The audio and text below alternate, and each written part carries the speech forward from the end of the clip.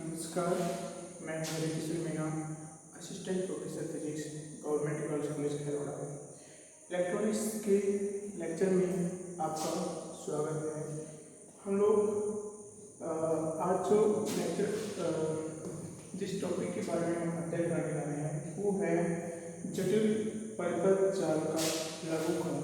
हमने पिछले लेक्चर में पढ़ा था कि जटिल जो जाल का लघुकरण है उसका लघुकरण हमने टी जाल में किया था और हमने पाया था कि इस प्रकार से जैसे हमारे पास में ये जटिल जाल है, हमारे पास में ये जटिल जाल है, इसमें दो इनपुट टर्मिनल है, दो आउटपुट टर्मिनल है, 1 1 2, ठीक है। ये कॉम्प्लेक्स नेटवर्क है। इसको हमने किसमें कन्वर्ट किया था?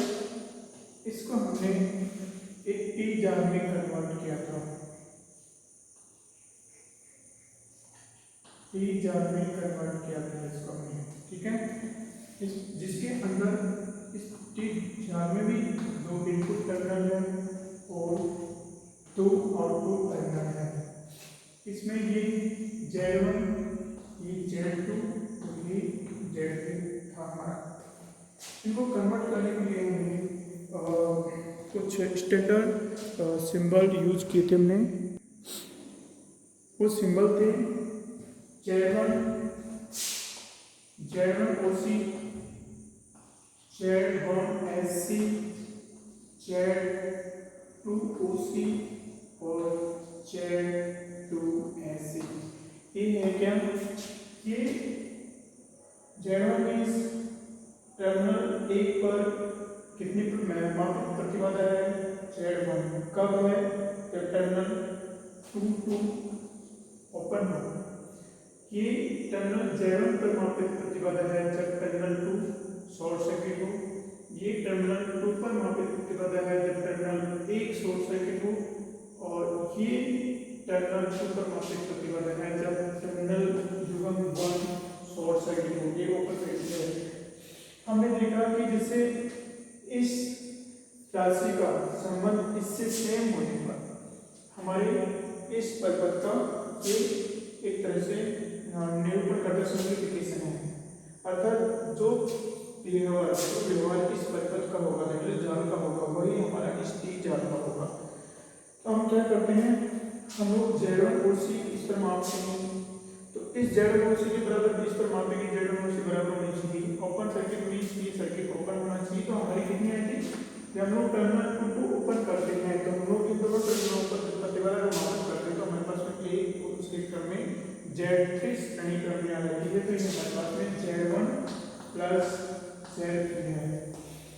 उसके बाद में हम लोग क्या करते हैं, Z2 टर्मिनल को शॉर्ट सर्किट कर लेते हैं। इसको शॉर्ट सर्किट करने के बाद में ये दोनों क्या है, समांतर क्रम में आ जाती है और समांतर क्रम में आने के बाद में श्रेणी क्रम में किसकी रहती है? तो हमारी Z1 ऐसे कितनी आ गई? Z1 plus Z2 Z3 upon Z2 plus Z3, ये हमारी Z1 SC आ गई। उसके बाद में हम लोग टर्मिनल को ऊपर मापते हैं Z2 OC, इसको ओपन रख के वो मापते हैं और ये मापन किसके बराबर होना चाहिए? इस टर्मिनल पर Z2 OC के बराबर होना चाहिए। तो Z2 OC मापने के लिए इस टर्मिनल को हम लोग ब्लर रखते हैं। ब्लर रखने पर क्या होगा, हमारा सर्किट यहाँ से यहाँ पूरा हो जाता है। तो Z2 प्लस Z3 ही रहेगा यहाँ पे, Z2 OC Z2 plus Z3। उसके बाद में हमारा Z2 SC है। Z2 SC क्या है? इस टर्मिनल पर मापित प्रतिबाधा जब ये शॉर्ट सर्किट हो, तो इस पर मापित प्रतिबाधा जब ये शॉर्ट सर्किट होगा तो ये क्या होगा, ये और ये समांतर क्रम में होंगे और फिर उसके बाद ऐड होने के बाद में इसके उस श्रेणी क्रम में ऐड रहते हैं। तो Z2 की श्रेणी क्रम में ऐड रहते हैं कौन कौन? Z1 Z3 Z1 plus Z3 एक पैरेलल में ऐड होने के बाद में इस प्रकार से हमारे पास ये प्रतिबाधा आएगी। तो हमने क्या किया, इस कॉम्प्लेक्स नेटवर्क है उसके इन टर्मिनलों पर SC और OC ओपन सर्किट और शॉर्ट सर्किट करने के बाद में दूसरे टर्मिनलों को हम लोग प्रतिबाधा का मापन करते हैं और इन पर भी हम लोग सेम प्रोसेस करते हैं। तो वो हमारे पास ये आई। अब ये अगर इसके बराबर है, तो हमारा ये जो ट्रिग्नोमेट्रिक ढाल है इसका निरूपण ये टी जाल करेगा। ठीक है, हमने सोल्व में किया था क्या क्या हमारे पास में Z1 Z2 Z3 की वैल्यू क्या क्या आती है। शायद हमारे पास जो Z की वैल्यू आती है Z के equal to plus minus square root of Z2 OC Z1 OC minus Z1 S की आएगी।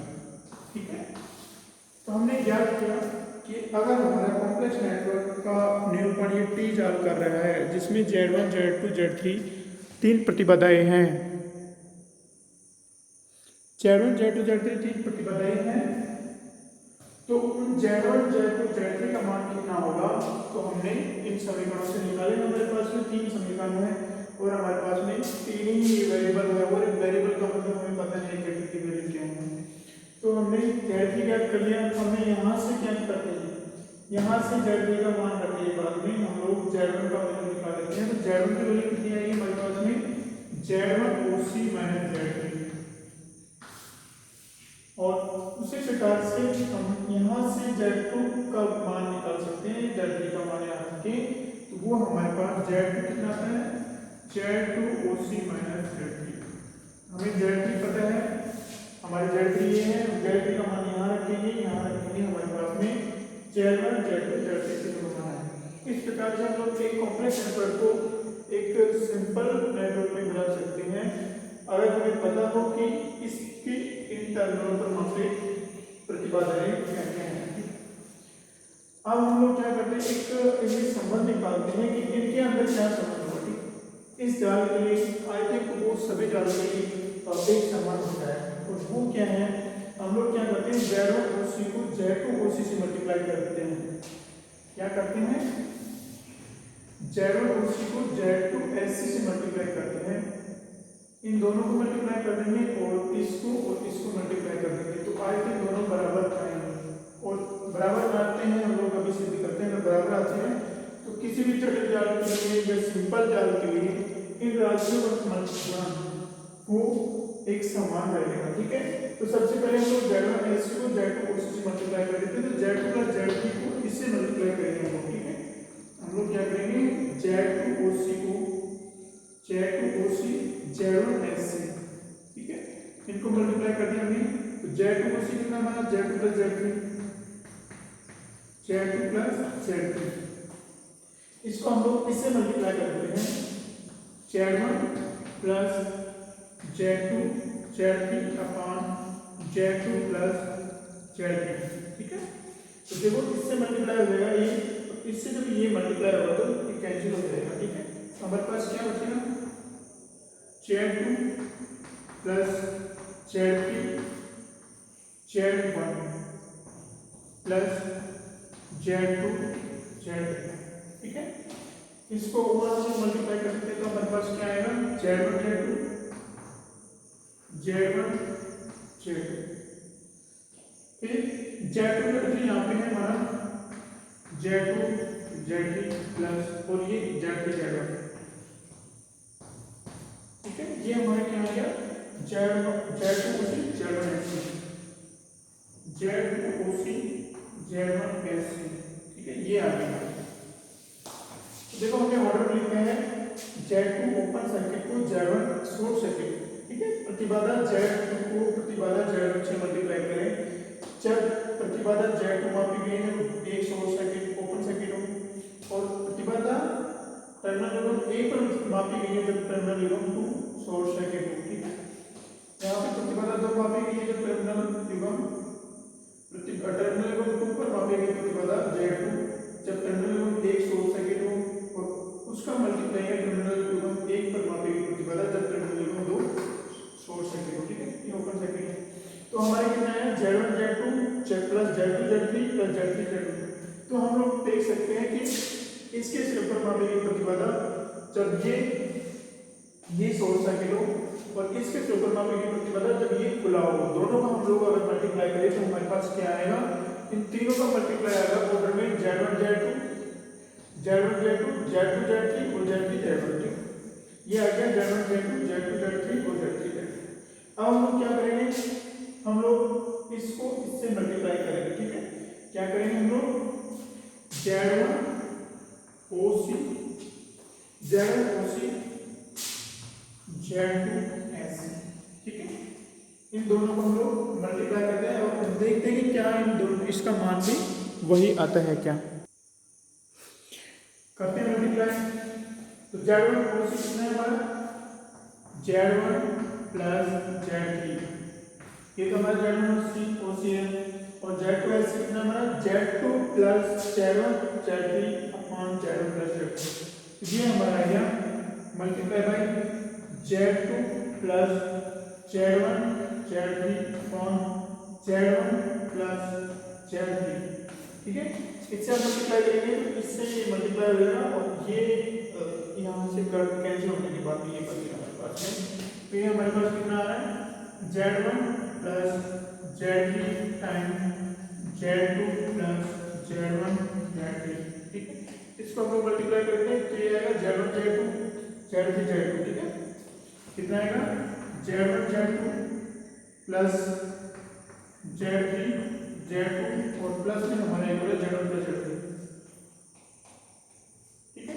इनको हम लोग ऑर्डर में लिखते हैं तो हमारे पास क्या आएगा Z1 OC Z2 SC equal to Z1 Z2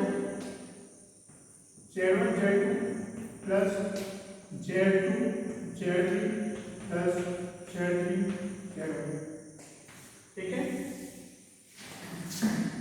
तो हम देखते हैं कि ये जो हमारा Z2 OC Z1 SC है वो हमारा Z1 OC Z2 SC के बराबर है। अर्थात इसके स्वरूपन मापे की प्रतिबाधा और इसके स्वरूपन मापे की प्रतिबाधा जब कंडीशन एक पर एक के स्वरूपन मापे की प्रतिबाधा दूसरे टर्मिनल पर प्रतिबाधा शून्य हो और दूसरे मापे की प्रतिबाधा जब पहले टर्मिनल पर प्रतिबाधा अनंत हो, ठीक है। दोनों कंडीशन अगर हम लोग विपरीत कर दे तब भी अगर दोनों को मल्टीप्लाई करेंगे तो हम लोग क्या है इस कंडीशन में पूछेंगे कि वो ये आएगा और फिर वो दोनों बराबर आते हैं, ठीक है।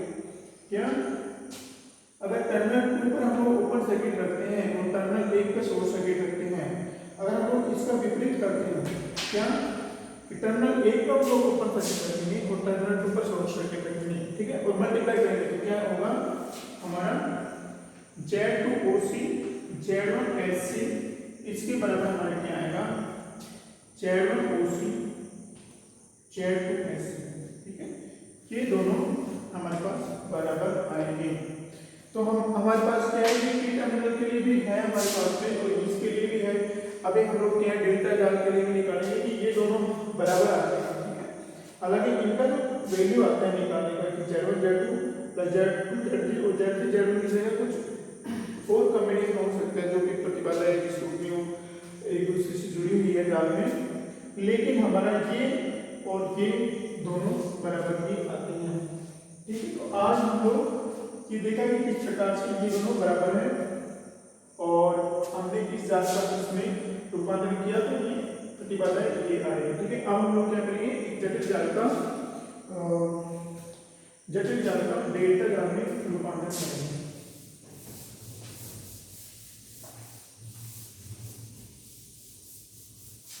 हमने इससे पहले देख प्रकार की जटिल जाल किस प्रकार से डेल्टा जाल किस प्रकार से दिखाई देता है और इसको हम लोग क्यों डेल्टा जाल कहते हैं, ठीक है। क्योंकि वो उसका जो शेप होता है डेल्टा की तरह होता है। हम लोग डेल्टा जाल में मिनिमम 3 प्रतिबाधाओं का उपयोग करते हैं, ठीक है। तो यहाँ पे हम लोग पुनः 3 प्रतिबाधाओं का यूज करके एक डेल्टा जाल का निर्माण करते हैं और फिर जिस प्रकार से हमने एक जाल के लिए प्रतिबाधा का मान ज्ञात किया था उसी प्रकार से हम लोग डेल्टा जाल के लिए प्रतिबाधा का मान ज्ञात करेंगे। हमने देखा कि हमारा डेल्टा जाल किस प्रकार से होता है,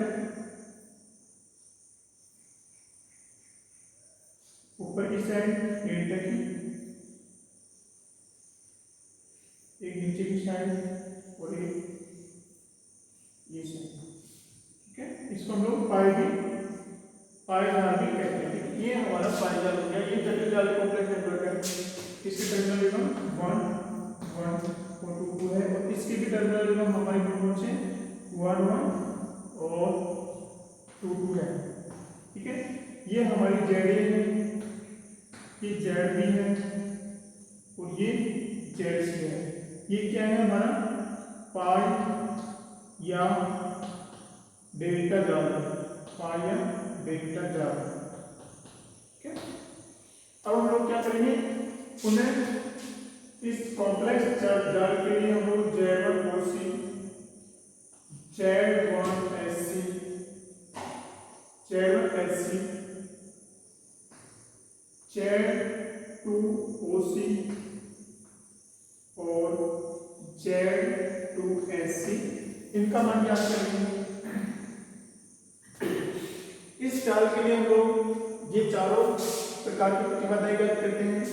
फिर इस जाल के लिए हम चारों प्रतिबाधाएं ज्ञात करते हैं। तो जो Z1OC कॉम्प्लेक्स नेटवर्क के लिए ज्ञात की वो इसके Z1OC के बराबर होनी चाहिए।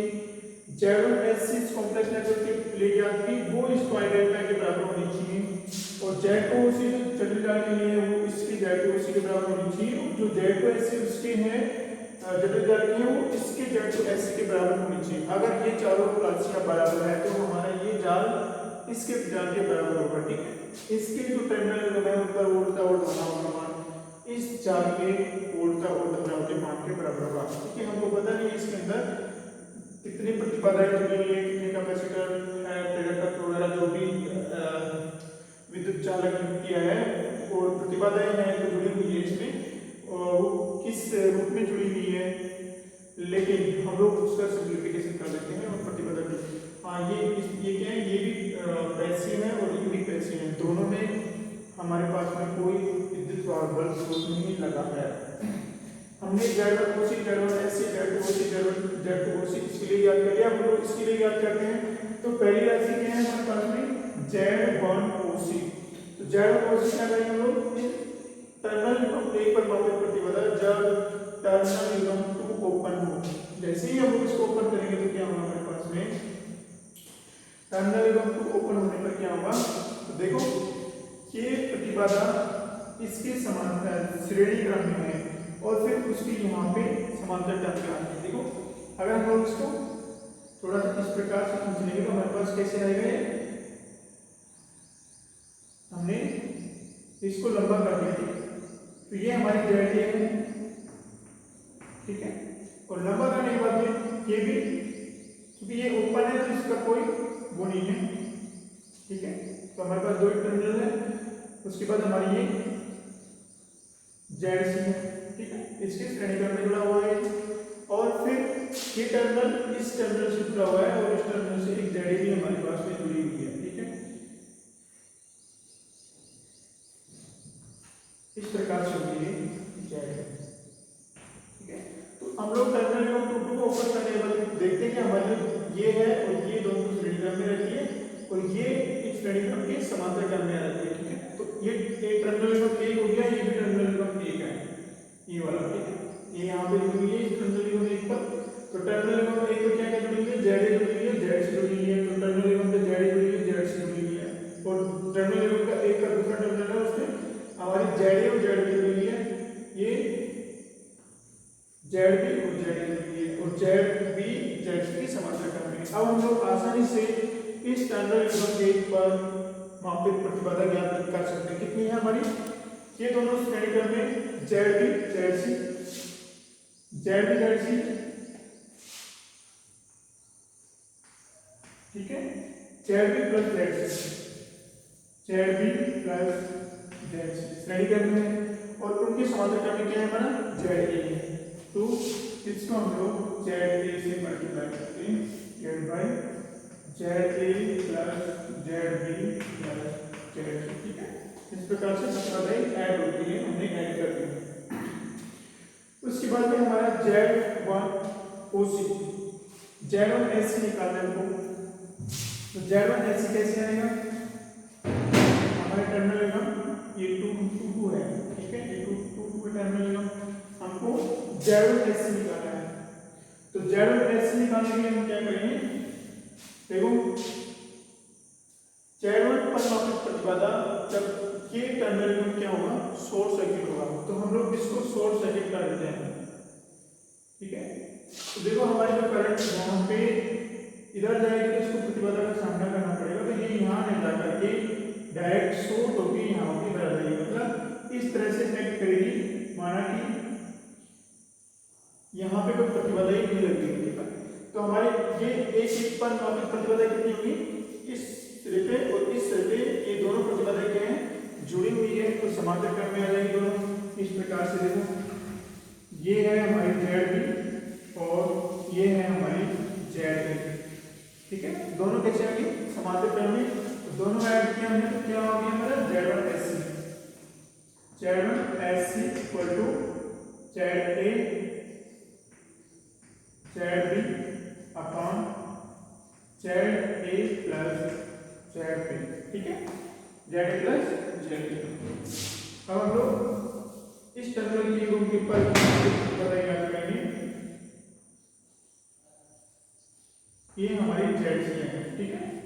अब हम लोग टर्मिनल एवं 2 पर वापस प्रतिबाधा ज्ञात करेंगे, जो कि हमारी Z2OC और Z2SC है।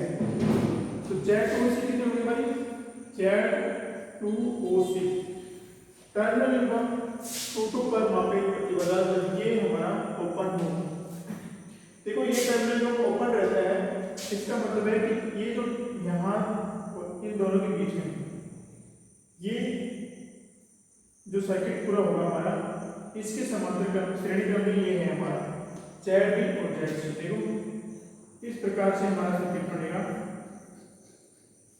ठीक है। और ये हमारी ZB है, ये ZA है, और उसके समांतर क्रम में हमारी क्या रहेगी, ZC। ZC कैसे रहेगी, देखो यहाँ से हम लोग देख सकते हैं, जब इसको ओपन रखेंगे तो ये नहीं है हमारे पास में जुड़ा। अब देखो हमारे पास ये बिंदु है A और ये बिंदु M बिंदु है, ये M बिंदु, ठीक है। इस पर प्रतिबाधा मापन कर रहे हैं। तो देखो ये जो M बिंदु है हमारा ZB और ZC मिला हुआ है इसके, तो ZB ZC जिस बिंदु पे मिल रहे हो M बिंदु हो गया, और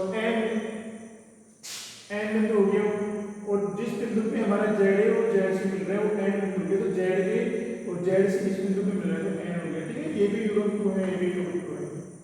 इस प्रकार से हम लोग इसको ओपन करते हैं तो हमारे पास इस प्रकार का सर्किट आता है। तो उसकी प्रतिबाधा कितनी होगी, ZA प्लस ZB समांतर क्रम में है, श्रेणी क्रम में है, ZB ZA प्लस ZB, ये तो क्या है, श्रेणी क्रम में है, और ये दोनों मिलकर इसके समांतर क्रम में है। तो समांतर क्रम में जो प्रतिबाधा ऐड होती है वो इस प्रकार से ऐड करते हैं, ZC ZA plus ZB plus ZC, ये हमारी Z2OC होगी। अब हम लोग क्या याद करेंगे, Z2SC याद करेंगे, हम लोग Z2SC याद करेंगे। देखो Z2SC का मतलब मापित प्रतिबाधा, जब ये शॉर्ट सर्किट है, जब हम इसको शॉर्ट सर्किट कर रहे हैं तो ये धारा इसमें रुकी नहीं बनेगी, इसके होने नहीं होने का कोई फर्क नहीं पड़ेगा, ठीक है। इसका मतलब क्या आ गया कि हमारी प्रतिबाधा ZB और दूसरी हमारी प्रतिबाधा ZC क्या है, समांतर क्रम में। देखो M बिंदु पे हमारी ZB मिल रही है, तो ये बिंदु M हो गया, और M बिंदु पे क्या मिल रहा है हमारा, ये दोनों प्रतिबाधा मिल रही है ZB और ZC, ये M बिंदु हो गया। तो इस प्रकार से हमारा टर्मिनल ये 2 हो गया, और इस पर प्रतिबाधा कितनी हुई, ZB ZC कैसे होगी, Z2 short circuit equal to ZB ZC upon ZB plus ZC, ठीक है। इस प्रकार से हमारे पास में इस डेल्टा जाल के लिए हमारे पास में क्या आ गई, चारों प्रकार की प्रतिबाधाएं आ गई, ठीक है। हम वापस इसको मूल रूप में लिख देते हैं, हमने जो समझाने के लिए इसको बताया था, ठीक है। तो ये हमारे ZA है, ये ZB है, ZC है। तो Z1OC करने के लिए हमने क्या किया, इसको ओपन रखा, ओपन रखते ये दोनों श्रेणी क्रम में आ गए, तो ZB प्लस ZC, फिर वो इसके समांतर क्रम में है, तो हमने समांतर क्रम में इसको ऐड कर दिया प्रतिबाधा को, और फिर Z1SC इसको शॉर्ट सर्किट करने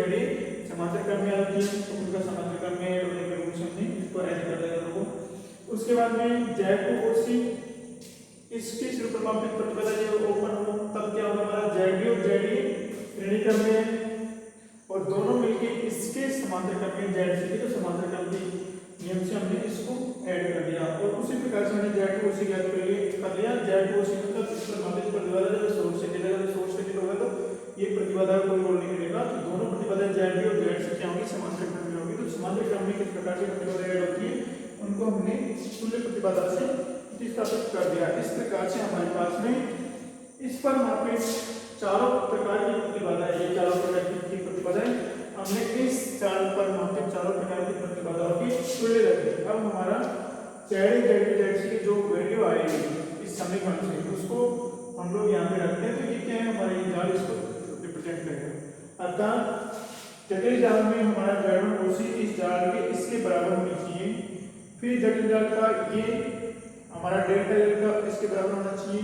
जटिल जाल का ये डेल्टा जाल के इसके बराबर होना चाहिए और ये कॉम्प्लेक्स का ये जटिल डेल्टा जाल के इसके बराबर होना चाहिए। एक्चुअल में वास्तव में क्या है ये जटिल जाल के लिए ज्ञात कर लेते हैं और जटिल जाल जो हमारा पाई या डेल्टा जाल है उसके लिए इसकी वैल्यू हमारे इसके बराबर आती है। ठीक है हमने अभी ज्ञात किया है निकालने का। तो हम लोग इन चारों को सोल्व करके हम लोग क्या ज्ञात कर सकते हैं इन चारों को सोल्व करके हम लोग Z A Z B Z C का मान ज्ञात कर सकते हैं। अगर हम लोग Z A Z B Z C का मान अगर ज्ञात हो गया तो फिर ये जटिल जाल का ये सिंप्लीफिकेशन हो जाएगा रिडक्शन हो जाएगा एक सिंपल जाल में। तो हम लोग अभी कैलकुलेशन करके किस प्रकार से इनके मान निकाले जा सकते हैं। ठीक है तो हम लोग क्या करते हैं जेड वन ओसी से जेड वन एस सी को घटा देते हैं। हम लोग थोड़ी देर के लिए को मिटा देते हैं कैलकुलेशन की जा सकती है। ठीक है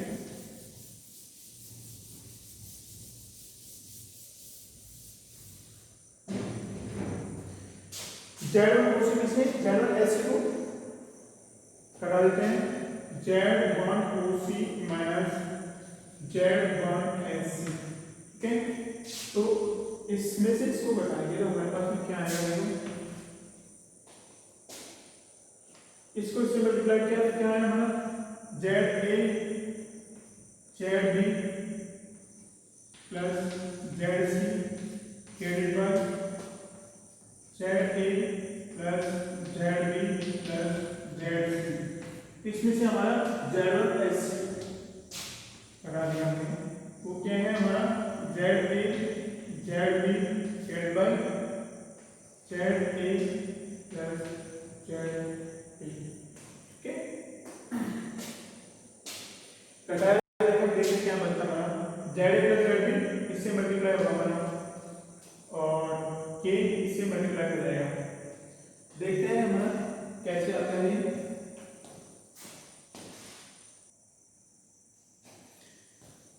थोड़ी लंबी कैलकुलेशन होगी हम काफी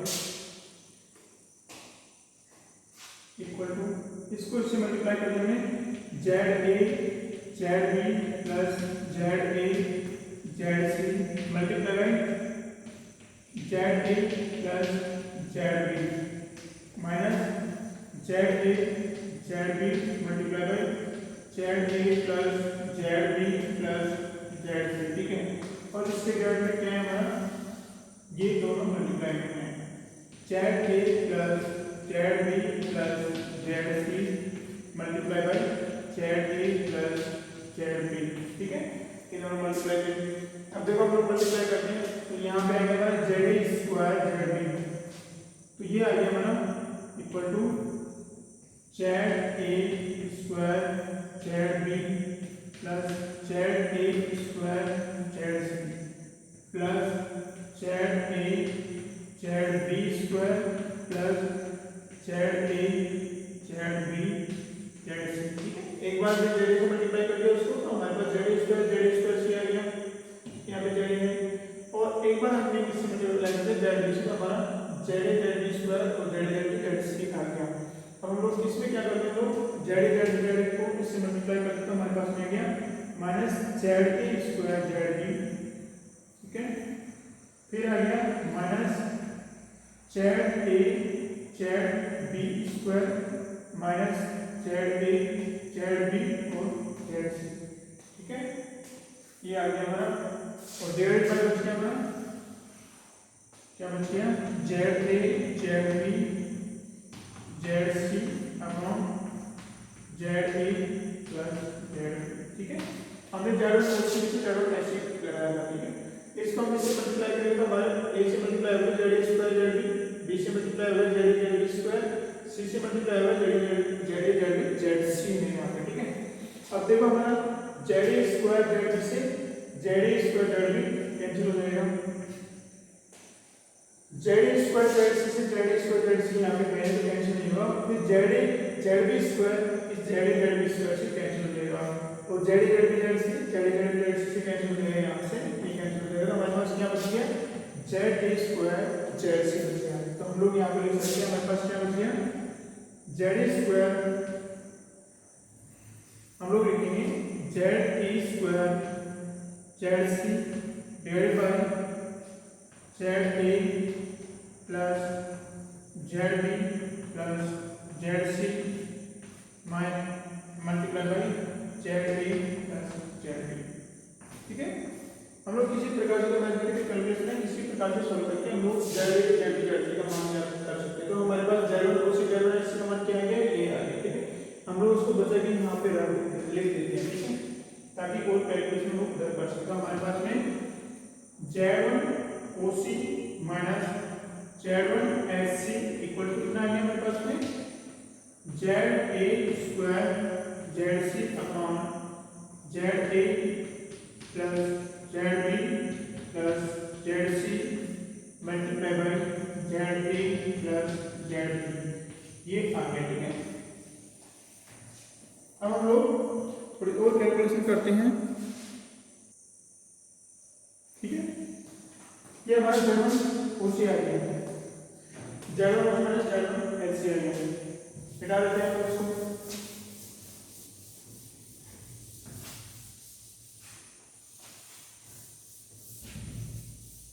इसके साथ हम लोग एक काम और करते हैं,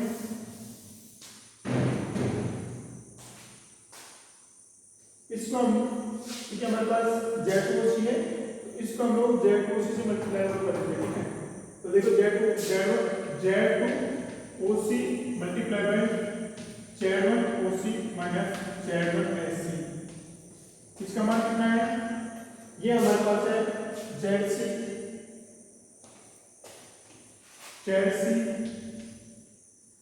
Z A plus Z B divide by Z A plus Z B plus Z C. ठीक है, और ये तो हमारे पास में जेड प्लस जेड जेड था, और ये हमारे पास में जो वैल्यू लिखी है हमने किसकी है जेड ओसी की। हम लोग जेड ओसी में जेड में इसकी वैल्यू यहाँ पे रखते हैं multiply by Z A square Z C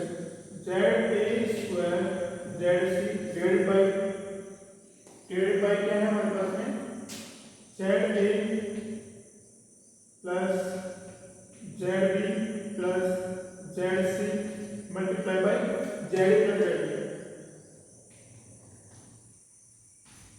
Z B तो हमारे Z A plus Z B इससे कैंसिल हो जाएगा, और हमारे पास क्या आ जाएगा देखो हमारे पास आ जाएगा इज इक्वल टू ये तो इससे कैंसिल हो गया, हमारे पास जेड सी का जेड सी स्क्वायर हो गया Z A square Z C upon Z C square upon Z A plus Z B plus Z C इसका होल स्क्वायर है। ये क्या आ गया हमारा Z two O C Z one O C minus Z one S C, ये आ गया हमारे पास। ठीक है, अब हम लोग क्या करेंगे इस जेड टू ओ सी को जेड वन एस सी से इन दोनों को मल्टीप्लाई कर देते हैं हम लोग। ठीक है, Z two O C Z one S C, ये कितना है हमारा इन दोनों को मल्टीप्लाई, तो देखो जेड टू ओ सी कितना है Z C Z A plus Z B upon Z A plus Z B plus Z C. ठीक है, और जेड वन एस सी कितना है हमारे जेड वन एस सी है Z A Z B upon Z A plus Z B. ठीक है, हमने क्या किया, इन दोनों को मल्टीप्लाई कर दिया तो हमारा जेड टू सी क्या है, ये जेड टू सी है और ये जेड वन एस सी है। तो क्या होगा, देखो Z A plus Z C, Z A plus Z B cut जाएगा तो हमारे पास में Z C Z A Z B आ जाएगा। ठीक है, क्या आ जाएगा, Z C Z A. Okay, तो हमारे पास में Z two O C Z one S C कितना आ गया, ये आ गया हमारे पास में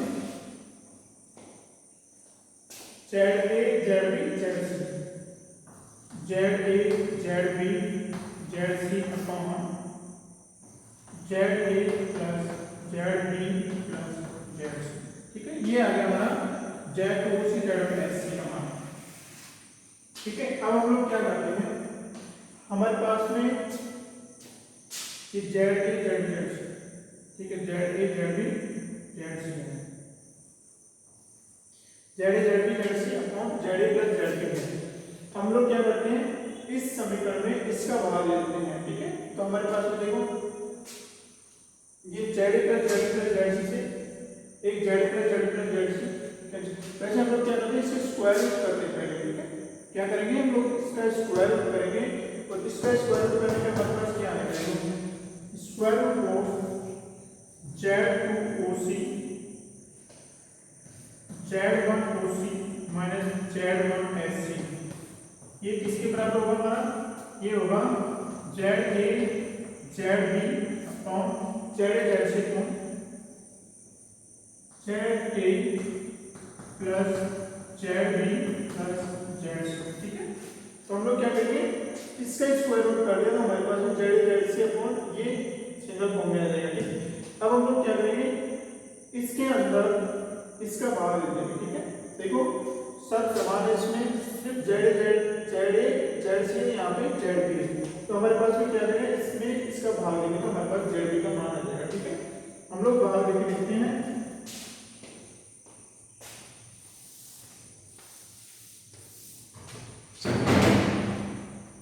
इसमें इसका भाग लेके लिखते हैं। देखो ऊपर हमारे पास जेड ए स्क्वायर है, जेड बी है और Z C, Z A Z B Z C ऊपर। ठीक है, और ऊपर हमारे पास क्या है, जेड ए जेड सी और नीचे Z A plus Z B Z C और यहाँ पे Z A plus Z B Z C है।